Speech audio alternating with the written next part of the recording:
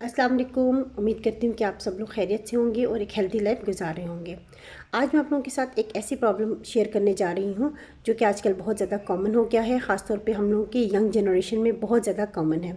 और इसके बारे में बच्चे अपनी पेरेंट्स को भी इवन बताते वक्त शर्माते हैं। और वो प्रॉब्लम है कॉन्स्टिपेशन। कॉन्स्टिपेशन यानी कब्ज़। आज मैं आप लोगों को बताऊँगी कि कॉन्स्टिपेशन क्या होता है और कॉन्स्टिपेशन किस तरह हो जाता है, यानी इसके कॉजेज़ क्या क्या हैं, इसके सिम्टम्स क्या क्या हैं, इसके साथ और क्या क्या प्रॉब्लम्स रिलेटेड हैं, और इसके डूज़ एंड डोंट्स, यानी कि कॉन्स्टिपेशन हो तो क्या करना चाहिए और क्या नहीं करना चाहिए। इसके अलावा मैं आपको बताऊंगी obviously nutritional management of constipation. सबसे पहले मैं बात करना चाहूँगी कि कॉन्स्टिपेशन होता क्या है।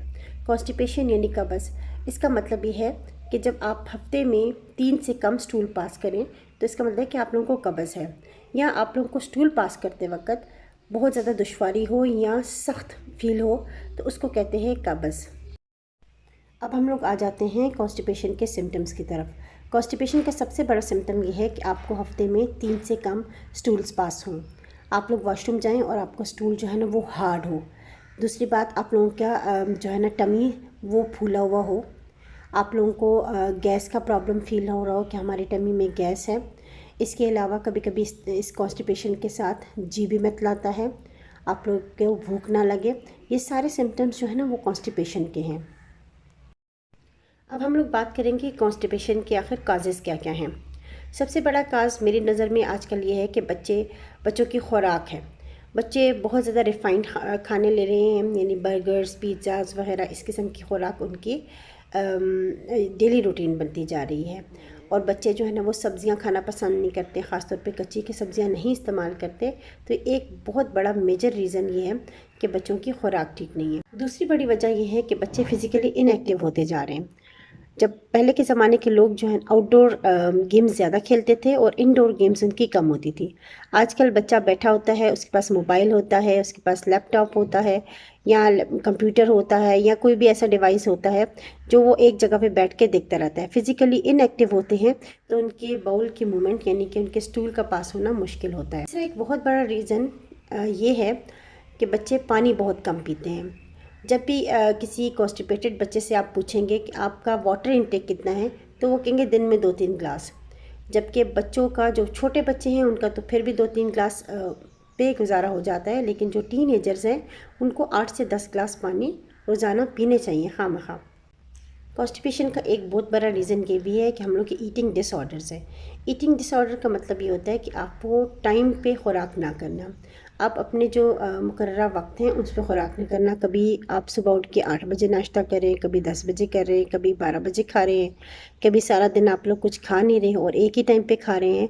तो ये सारा कुछ आ जाता है आपके ईटिंग डिसऑर्डर्स में। इसका एक और रीज़न आपकी मेडिकेशन भी हो सकता है। कोई मेडिसिन ऐसी हो जिसकी वजह से आपको कॉन्स्टिपेशन हो जाए, ये भी एक इसका मेजर रीज़न है। इसके अलावा अगर आपको हाइपोथायराइडिज्म है तो वो भी एक रीज़न है कॉन्स्टिपेशन का।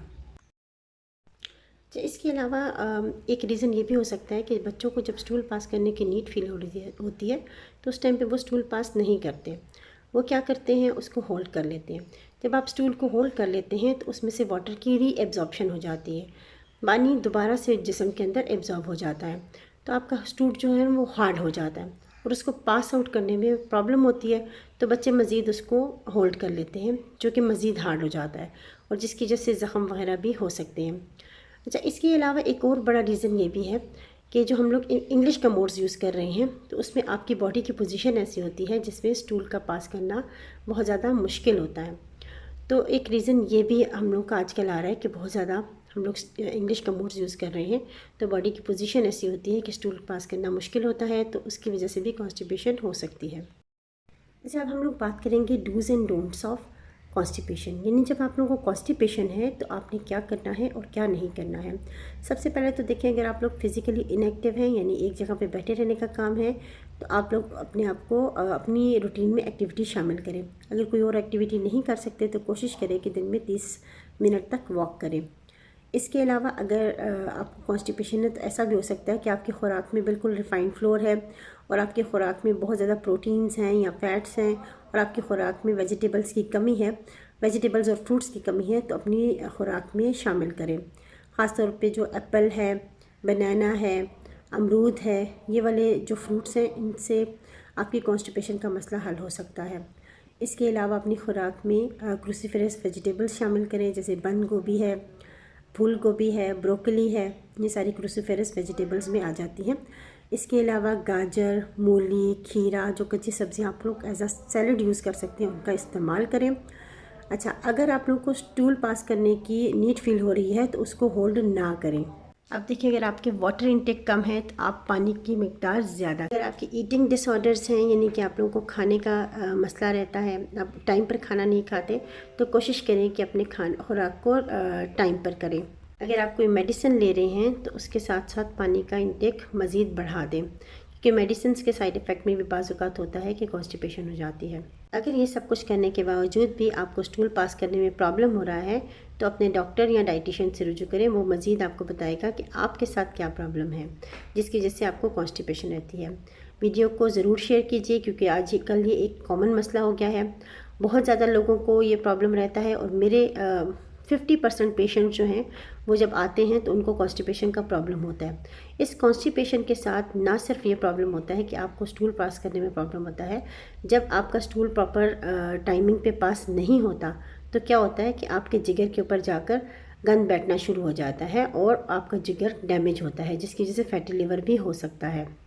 इसके अलावा पाइल्स एक बहुत ही कॉमन प्रॉब्लम है जिसको हीमोराइड्स भी कहते हैं, उसका प्रॉब्लम भी हो जाता है लोगों में।